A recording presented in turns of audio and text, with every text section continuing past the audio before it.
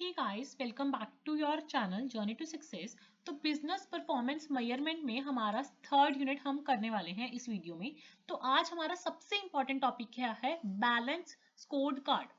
तो हम business performance को या फिर कॉर्पोरेट परफॉर्मेंस को कैसे मेजर करेंगे using the balanced score card, वो हम समझने वाले हैं इस वीडियो में। एंड सबसे इंपॉर्टेंटली कि हम बैलेंस स्कोर कार्ड को कैसे यूज करेंगे ताकि हम वैल्यू क्रिएशन पोटेंशियल को समझ पाए।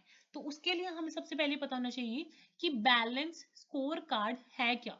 तो बैलेंस स्कोर कार्ड एक न्यू अप्रोच है स्ट्रैटेजिक मैनेजमेंट की, और ये किसने डेवलप की थी ये आपको लर्न होना चाहिए। तो जो बैलेंस स्कोर कार्ड है, this was developed by Robert Kaplan and David Norton. तो आपको इनका नाम याद होना चाहिए कि जो बैलेंस्ड स्कोर कार्ड या फिर एक्रोनिम आ जाए BSC, मतलब बैलेंस स्कोर कार्ड, ये किसने डेवलप किया था? Robot Kaplan and David Norton ने। अब बैलेंस स्कोर कार्ड होता क्या है? बैलेंस स्कोर कार्ड एक तरह की कंसोलिडेटेड रिपोर्ट है। Balance score card is a consolidated report with all the collection, processing and detailing of data that becomes meaningful information for the companies to follow and adapt in future। तो balance score card आ गया ना, जिसमें आपकी सारी collection आ गई, processing आ गई, जितनी भी डिटेलिंग होगी डाटा की वो आ गई, जिससे आप फ्यूचर में कंपनीज मीनिंगफुल इंफॉर्मेशन जान सके और उनको फॉलो एंड अडाप्ट करके सक्सीड कर पाए। तो बैलेंस स्कोर कार्ड जब भी आपको आएगा, आपको 4 पर्सपेक्टिव्स क्लियर होने चाहिए। जो ऑर्गेनाइजेशन का मिशन एंड विजन है ना, वो 4 पर्सपेक्टिव्स के अराउंड ही रिवॉल्व करता है। वो क्या है? फाइनेंशियल या फिर स्टीवर्डशिप, नेक्स्ट है कस्टमर्स या स्टेक होल्डर्स, थर्ड क्या है? Organisational capacity, and fourth is internal processes. इसके बारे में अभी आपको मैं डिटेल में भी बताऊंगी। तो जब भी बैलेंस स्कोर कार्ड है, हम 4 पर्सपेक्टिव्स की बात करेंगे: financial perspective, customer perspective, organisational perspective and internal processes perspective. तो ये बेसिकली इम्प्लीमेंटेशन है कि आप बैलेंस स्कोर कार्ड को कैसे इम्प्लीमेंट करते हो। तो आप सबसे पहले क्या करते हो? असेसमेंट करते हो, देन स्ट्रैटेजी फॉर्मुलेशन करते हो, देन ऑब्जेक्टिव्स बनाते हो, देन स्ट्रैटेजी मैप बनाते हो, देन परफॉर्मेंस को क्या करते हो? मेजर करते हो, देन इनिशिएटिव्स लेते हो, देन परफॉर्मेंस को एनालाइज करते हो, एंड देन अलाइनमेंट करके उसको इवेल्युएट करते हो। सो ये 9 स्टेप इम्प्लीमेंटेशन है। Number 1 is assessment, number 2 strategy, number 3 objective, number 4 is strategy map, number 5th is performance measurement, number 6 initiative, number 7 performance analysis, and number 8 alignment, and last में आप उसको क्या कर लेते हो? इवेलुएट। तो बैलेंस स्कोर कार्ड में हमारे जो 4 पर्सपेक्टिव्स हैं वो हम समझेंगे डिटेल में। But what is the rational behind the balance score card? तो अभी हमें स्ट्रैटेजी बनानी है किसी भी ऑर्गेनाइजेशन की, और उसकी बिजनेस परफॉर्मेंस को मेजर करना है। तो जो बैलेंस स्कोर कार्ड है वो जस्ट एक स्ट्रैटेजी मेकिंग टूल नहीं है, बट एक rather just a tool, it is a important strategic management component. So ये हमें इंफॉर्मेशन शीट नहीं प्रोवाइड करता, बल्कि जो कोर इन्फॉर्मेशन, जो मेन इंफॉर्मेशन चाहिए होती है हमें स्ट्रैटेजिक बनाने के लिए, वो हमें प्रोवाइड करता है बैलेंस्ड स्कोर कार्ड। तो बेसिकली कस्टमर को क्या चाहिए, कौन सा हमारा इंटरनल चीजें हैं जिनमें हम एक्सेल करते हैं, और क्या चीजों को हम इंप्रूव करके ऑल वैल्यूज ऐड अप कर सकते हैं, और क्या शेयर होल्डर्स देखते हैं, मतलब फाइनेंशियल पर्सपेक्टिव। मतलब जब भी यार बैलेंस स्कोर कार्ड आएगा, हमें सिर्फ होलिस्टिक व्यू में 4 पर्सपेक्टिव्स की बात करनी है, 4 डायमेंशंस की बात करनी है। बार बार बोल रही हूँ आपको, वो 4 डायमेंशंस क्या हैं? Financial perspective, customer perspective, learning and growth perspective, या फिर इंटरनल बिजनेस पर्सपेक्टिव। जो ये लर्निंग एंड ग्रोथ पर्सपेक्टिव है, ये आप एक तरह से समझ लो ऑर्गेनाइजेशनल पर्सपेक्टिव हो गया। ठीक है, तो 4 डायमेंशंस क्या हैं बैलेंस स्कोर कार्ड के, जब हम हॉलिस्टिकली पूरी ऑर्गेनाइजेशंस को देखते हैं। और इसमें हमें ये डायग्राम बना के आनी है। सेंटर में हम क्या लिखेंगे? विजन एंड मिशन, या फिर आप लिख दो विजन एंड स्ट्रैटेजी, और उसके अराउंड हमारे 4 पर्सपेक्टिव है: financial, customer, learning and growth and internal business. ठीक है, तो यही बार बार 4 पर्सपेक्टिव आ रहे हैं। फर्स्ट है फाइनेंशियल पर्सपेक्टिव, सेकंड है कस्टमर पर्सपेक्टिव, थर्ड है internal business perspective, and fourth one is innovation and learning perspective. ठीक है, आपको ये समझ आया बैलेंस स्कोर कार्ड होता क्या है? तो हम एक तरह से डिटेलिंग दे देते हैं कि हमारा ये पर्सपेक्टिव है, ये प्रॉपर स्कोर कार्ड, ताकि जो कंपनीज यूज करके अपना उसको परफॉर्मेंस को मेजर कर सके एंड उन चीजों को इंप्लीमेंट करके ग्रोथ एंड सक्सीड की तरफ जा सके। तो अगर हम फाइनेंशियल पर्सपेक्टिव की बात करें, ये जो रोबोट एंड आपको मैंने बताया था, इन्होंने जिन्होंने दिया है, उन्होंने ये टेबल दिया था जिसमें उन्होंने क्लियरली डिफाइन किया कि फर्दर इन पर्सपेक्टिव्स में हमारे क्या क्या गोल्स हो सकते हैं और क्या क्या हम मेजर्स ले सकते हैं। ठीक है,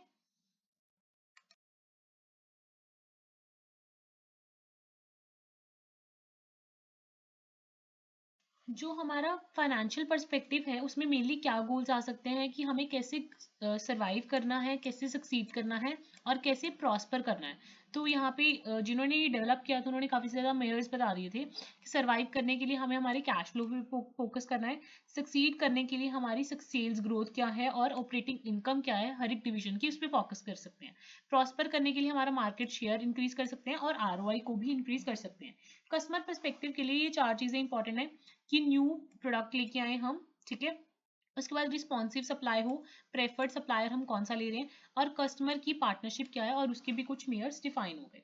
इंटरनल बिजनेस पर्सपेक्टिव में हम क्या देखेंगे कि हम न्यू प्रोडक्ट्स की इंट्रोडक्शन कैसे कर रहे हैं, हमारी जो टेक्नोलॉजिकल कैपेबिलिटीज हैं या मैन्युफैक्चरिंग एक्सीलेंस है वो कैसी है, कैसे डिजाइन की वजह से प्रोडक्टिविटी लाई जा सकती है। मतलब हम अपने बिजनेस का इंटरनल पर्सपेक्टिव देखेंगे कि उसमें क्या क्या चेंजेस लेके आए जिसकी वजह से जो हमारा बिजनेस है वो अच्छा हो पाए।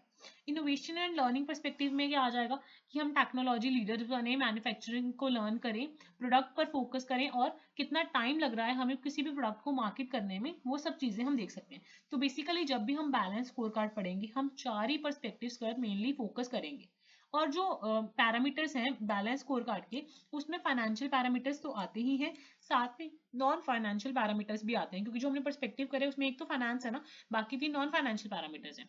और जो मेयर्स हैं बेसिकली जो बैलेंस स्कोर कार्ड में मेयर्स यूज होते हैं उसमें क्या है, 2 तरह के मेयर्स होते हैं, एक तो होते हैं लीड इंडिकेटर्स और एक होते हैं लैग इंडिकेटर्स।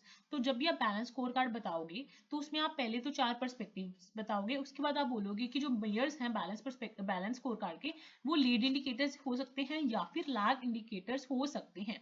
और इसका की मैट्रिक वर्ड क्या बोलता है कि जो चीजें आप मेयर नहीं कर सकते तो उन चीजों को तो आप इंप्रूव कर ही नहीं सकते। So what you can't improve, what you can't measure, ठीक है, you can't improve something which you can't measure. So ये इसका की मैट्रिक्स है बैलेंस स्कोर कार्ड का।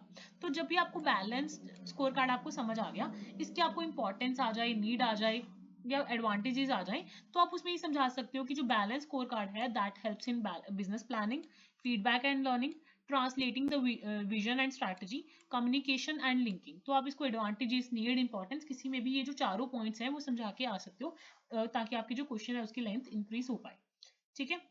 नेक्स्ट हमारा है टॉपिक थ्रूपुट अकाउंटिंग। अब थ्रूपुट अकाउंटिंग क्या होता है ये समझना बहुत ज्यादा जरूरी है, क्योंकि थ्रूपुट अकाउंटिंग हमारा एक टर्म है जो हमें समझना है। तो थ्रूपुट अकाउंटिंग, अकाउंटिंग तो आपको बताइए कि अकाउंटिंग क्या होता है, बट अभी थ्रूपुट नहीं पता थ्रूपुट क्या होता है। थ्रूपुट क्या होता है, throughput is excess of sales value over the totally variable cost. मतलब आपकी सेल्स वैल्यू कितनी ज्यादा है over your total variable cost. मतलब थ्रूपुट में आप अपनी फिक्स कॉस्ट को तो क्या कर रहे हो, इग्नोर कर रहे हो, आप जस्ट ये पता कर रहे हो कि आपकी जो सेल्स वैल्यू है वो कितनी ज्यादा है आपकी टोटल वेरिएबल कॉस्ट से, ठीक है। और जब भी हम थ्रूपुट अकाउंटिंग पढ़ेंगे ना, हम एक वर्ड पढ़ेंगे that is capacity constraints. Capacity constraints क्या होता है, it is a resource with in a company that limits it's total output. Constraint मतलब बाधा, बाधा मतलब आपकी कोई भी कंपनी है उसकी जो आउटपुट है उसमें वो बाधा या हर्डल के तौर पे आ रही है, जिसकी वजह से आपकी जो टोटल आउटपुट है वो रिस्ट्रिक्ट हो रही है। तो जब भी हम थ्रूपुट अकाउंटिंग, हमें समझ आ गया कि हमारा एक्सेस ऑफ सेल्स कितना है over our total variable cost, sales value कितनी है ज्यादा। और इसमें एक कंसेप्ट आएगा हमेशा कैपेसिटी कंस्ट्रेंट्स। ये क्यों आएगा, क्योंकि जो थ्रूपुट अकाउंटिंग का कंसेप्ट था वो दिया था एली गोल्डार्ट ने। किसने दिया था थ्रूपुट अकाउंटिंग का कंसेप्ट, किसने डेवलप किया था, एली गोल्डार्ट ने। और एक इजरायली बिजनेस मैनेजमेंट गुरु था और ओरिजिनेटर था theory of constraints management method का। किस थ्योरी का ओरिजिनेटर था, एली गोल्डार्ट, वो थे theory of constraints management method के। तो अब इसकी डेफिनेशन क्या है, सो थ्रूपुट अकाउंटिंग की डेफिनेशन क्या है, throughput accounting is a management accounting technique used as performance measure in the theory of constraints. So throughput accounting में basically excess of sales value over the total variable cost है, but इसमें हम business performance को measure करते हैं in the theory of constraints, मतलब constraints को consider करके, मतलब क्या चीजें हैं जो लिमिट कर रही हैं आपकी टोटल आउटपुट को। तो throughput accounting attempts to limit the amount of capital spent on business investments, so more economic inputs or resources can be purchased for the company's production of goods and services। मतलब इसमें हम capital जो खर्च करते हैं उसको हम लिमिटाइज करने की कोशिश करते हैं, ताकि जो जितनी भी हमारे पास लिमिटेड बिजनेस इन्वेस्टमेंट है उससे ही ज्यादा यूनिट्स हम कैसे खरीद सकते हैं। तो स्टेप्स फॉलो क्या कर सकते हैं कि अगर हमें थ्रूपुट को इंक्रीज करना है तो सबसे पहले हम आइडेंटिफाई करेंगे बोटलनेक इन द सिस्टम, मतलब जो हमारा सिस्टम है उसमें बोटलनेक मतलब लिमिटिंग फैक्टर क्या है। और सेकेंड स्टेप में हम क्या करेंगे, डिसाइड करेंगे कि उस बोटलनेक को सिस्टम में से कैसे एक्सप्लॉइट करना है। थर्ड स्टेप में क्या करेंगे, हम सबऑर्डिनेट कर देंगे everything else to the decision making. सब चीजों को जो हमने सेकंड में डिसीजन लिया उसको सबऑर्डिनेट कर देंगे एवरीथिंग एल्स को to the decision made in step number 2। Fourth step में हम क्या करेंगे, augment the capacity of the bottleneck resource with the minimum capital input. ठीक है, उसको ऑगमेंट करने की कोशिश करेंगे एंड लास्ट में हम उसके बाद नए नए बॉटलनेक्स को ढूंढेंगे और उसके बाद इन्हीं सेम स्टेप्स को क्या करेंगे, रिपीट करते जाएंगे। तो जैसे मैंने आपको यहाँ पे डायग्राम से शो करी है, तो कैलकुलेशन कैसे करेंगे, टोटल सेल्स में से जब हम टोटल वेरिएबल कॉस्ट को माइनस कर देते हैं तो हमारे पास क्या आ जाता है, थ्रूपुट आ जाता है। थ्रूपुट अकाउंटिंग एक तरह का टूल है जिसमें हम लिमिटेशंस और कंस्ट्रेंट्स को कंसीडर करते हैं, जिसकी वजह से जो हमारा प्रोडक्शन है वो डिले हो जाता है। तो की फोकस क्या है, हम प्रॉब्लम एरिया को ढूंढते हैं, उसको एक्सप्लॉइट करते हैं, एडजस्टमेंट करते हैं, देन रेक्टिफिकेशन एंड एलिवेशन करते हैं, देन प्रोसेस को रिपीट करते हैं विदाउट द दैट प्रॉब्लम। ठीक है, इसके बहुत ज्यादा एडवांटेजेस हैं क्योंकि ये हमें बेस्ट पॉसिबल रिजल्ट्स देता है, इजी टू अंडरस्टैंड है, फ्लेक्सिबिलिटी है, इजीली कैलकुलेट करते हैं और इसकी वजह से कंटिन्यूस एवेल्युएशन एंड कंट्रोल होता रहता है। अब जो हमारा थ्रूपुट अकाउंटिंग है इसकी एक रेशो होती है, तो वो रेशो हम कैसे निकालते हैं, return per hour of the use in factory divided by cost per hour of use in the factory. So return over cost से जो हमारी रेशो आती है, अगर तो वो हमारी टीए रेशो आ गई, ठीक है, अगर वो ग्रेटर देन 1 है, दैट मतलब है, उसका मतलब है जो थ्रूपुट प्रॉफिट है is higher than the fix cost incurred. तो जो हमारी फिक्स्ड कॉस्ट जितनी हमारी होती है उससे ज्यादा है हमारा थ्रूपुट प्रॉफिट। ठीक है, अब हमने एक्टिविटी बेस्ड कोस्टिंग को पढ़ लिया हमारे पुराने यूनिट्स में। अब हमें कंपैरिजन करना है थ्रूपुट अकाउंटिंग का versus the activity based costing. तो सबसे पहले हम क्या करेंगे, थ्रूपुट अकाउंटिंग को समझा देंगे, एक्टिविटी बेस्ड कोस्टिंग को समझा देंगे, देन उनका क्या कर देंगे, कंपैरिजन कर देंगे कि throughput accounting versus activity based costing क्या होता है। ठीक है, अब हम कंपैरिजन कर रहे हैं एक्टिविटी बेस्ड कोस्टिंग और थ्रूपुट अकाउंटिंग का। जो बेसिकली आपको पता है कि थ्रूपुट अकाउंटिंग में हम only overall cost reduction is taken into the consideration, मतलब हमें ओवरऑल कॉस्ट को क्या करना है, रिड्यूस करना है। पर ऑन द अदर हैंड जब हम कॉस्ट अकाउंटिंग करते हैं या एक्टिविटी बेस्ड कोस्टिंग करते हैं, हम कॉस्ट पर यूनिट हमारा मेनली फोकस हो रहा है या कॉस्ट मेन पर एक्टिविटी के बेसिस पे हम उन चीजों को कंसीडर करते हैं। बट जो थ्रूपुट अकाउंटिंग है उसमें हम ओवरऑल कॉस्ट रिडक्शन पर फोकस करते हैं। Increase in throughput is the main focus कि हमें थ्रूपुट को बढ़ाना है। और इसमें जो कॉस्ट अकाउंटिंग या एक्टिविटी बेस्ड कोस्टिंग है इसमें हम थ्रूपुट का कुछ भी इंक्रीज नहीं करते हैं। जो थ्रूपुट अकाउंटिंग है इसमें हम चाहते हैं कि हमारी जो एफिशिएंसीज हैं वो इंक्रीज हो, ताकि जिसकी वजह से हमारा थ्रूपुट इंक्रीज हो और जो हमारी ओवरऑल कॉस्ट है वो एक्सेप्टेबल हो जाए। पर इसमें any increase in efficiency is acceptable. अब डिफरेंस क्या है एक्टिविटी बेस्ड कोस्टिंग का एंड थ्रूपुट अकाउंटिंग का, वो आपको ये एग्जांपल के थ्रू पता लग जाएगा कि जो ABC that is activity based costing है वो इंफॉर्मेशन यूज करती है in throughput accounting and adds monetary value to that. So ABC takes information used in the throughput accounting and adds monetary value to that. ठीक है, ABC different है throughput accounting से क्योंकि it traces resource cost to activities. So ABC costing trace करती है जो resource की coast है टू एक्टिविटीज, फर्दर एक्टिविटीज में उनको रिसोर्स कोस्ट को कंसीडर कर देती है। फॉर एग्जाम्पल कहते हैं कि after resource cost have been traced to activities, one divide the activity cost required by the ABC by the activity capacity. तो जो डाटा है थ्रूपुट अकाउंटिंग का वो बेसिकली यूज हो जाता है एबीसी में to calculate and find the monetary value to the activities. ठीक है, next activity charging rate is multiplied by the quantity of activity cost drivers demanded by the each product of the each activity. So एक तरह से basically अगर हम simple layman language में बात करें कि जो डाटा है थ्रूपुट अकाउंटिंग का वो फर्दर एबीसी में यूज हो जाता है ताकि ईच एक्टिविटी का अपना अपना बजट बना सके। सो जो based on the budgeted number of the units produced each activities budgeted production cost is compared to the activities budgeted capacity cost, ताकि हम अनयूज्ड कैपेसिटी पर पहुंच सके। ठीक है, अब फॉर एग्जांपल जो हमारा थ्रूपुट अकाउंटिंग लास्टली हमारा यूनिट जो 3 है वो भी कंप्लीट हो गया है। बस एक चीज़ बोलूँगी मैं कि अगर आपको थ्रूपुट अकाउंटिंग और एक्टिविटी बेस्ड कोस्टिंग में बहुत ज़्यादा डाउट रहता है क्योंकि इसका कंपैरिजन इतना प्रॉपर पॉइंट्स नहीं मिल पाते हैं, तो आप क्या करोगे, थ्रूपुट अकाउंटिंग आपको अच्छे से पता है क्योंकि वो हमने यूनिट 3 में ही पढ़ा है, उसको अच्छे से समझ लो और यूनिट 1 की वीडियो उठा के वहाँ से एक्टिविटी बेस्ड कोस्टिंग को अच्छे से समझ लो, तो पॉइंटर्स अपने आप बन जाएंगे डिफरेंस के या कंपेरिजन के। तो उसको आप ऐसे कर सकते हो, ठीक है।